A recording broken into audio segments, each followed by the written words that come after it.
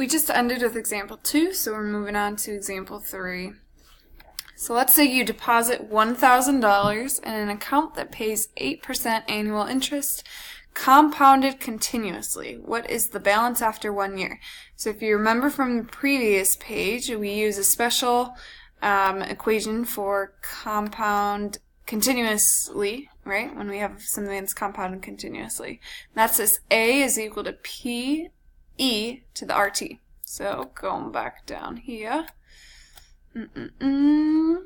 So we're going to do exactly that. So we take our A, we set that equal to P, which is our initial amount. So that's that 1,000 times E to the RT. So R is the rate as a decimal. So 8% as a decimal would be 0.08.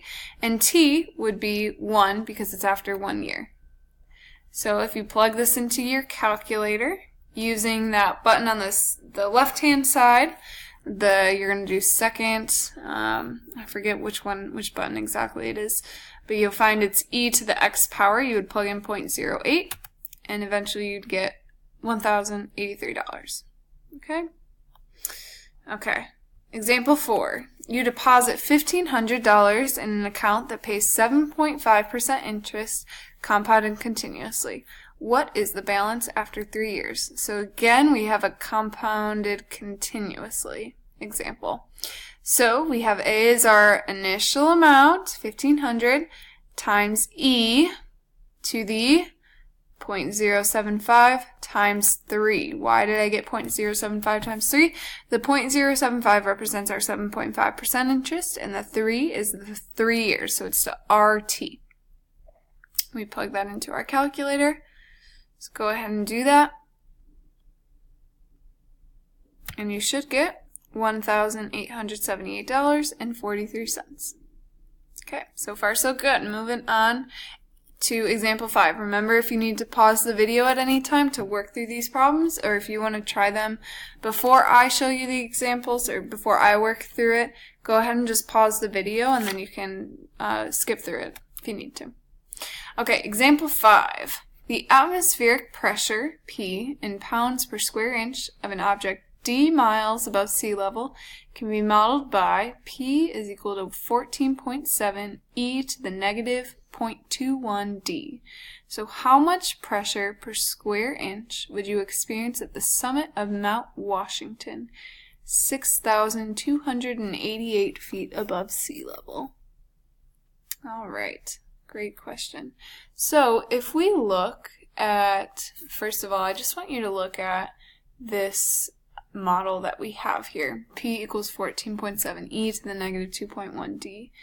And I want you to look at that and think about what that tells you. What does that mean? Okay, what does that mean? So P is our atmospheric pressure. What is the relationship with the miles? We're taking e to the negative 0.21 d. How is that going to have an effect on this? So think about it. So our relationship here will be, because of that negative 0.21, then let's say as our d increases, as we get more and more miles from sea level, does our pressure increase or decrease? Well, because it's a negative 0.21, it's going to decrease. Okay, so I just want you to look at these problems and actually think about them before you dive into doing them. So the first step, though, for this one, if we are looking at Mount Washington, 6,288 feet above sea level, first step is we just want to convert that 6,288 feet into miles. So there are 5,280 feet in 1 mile, so we're going to take the 6,000 and divide it by the 5,000. Which is 1.19 miles. So that now is our D. And with that D, we're just going to plug it right into our model here. Okay. So go ahead and try to do that with your calculator. You should get P is equal to 11 pounds per inches squared, right? Because that's our unit. Awesome. Okay, example 6 is about a half-life. So this is going to be a very important problem. You'll have some other practice ones like this as well. So half-life is the time taken for half of the atoms in a radioactive sample to decay. Okay, so half of my atoms are decaying. Half of my sample, half of my object, or whatever it is that I'm analyzing, half of it will decay in the half-life, in the time that is the half-life. So suppose that you have 200 grams of radioactive material that has a half-life of 8 years. Find the amount of material after 4, 10, and 16 years. So first thing that we want to do is we want to write down what would be the equation for this. How could we model this example? Well, this one's going to be tricky. So A, our final amount is equal to, in all of these examples, we've been using the initial, right, which is 200. And now, here is where we have to think, what kind of function would this be? Well, hopefully you saw the word decay and you thought, decay, exponential decay. What do I do for exponential decay? Well, we have our base, 1/2, and we raise that to the power of x, and I divided it by 8. Why did I divide it by 8?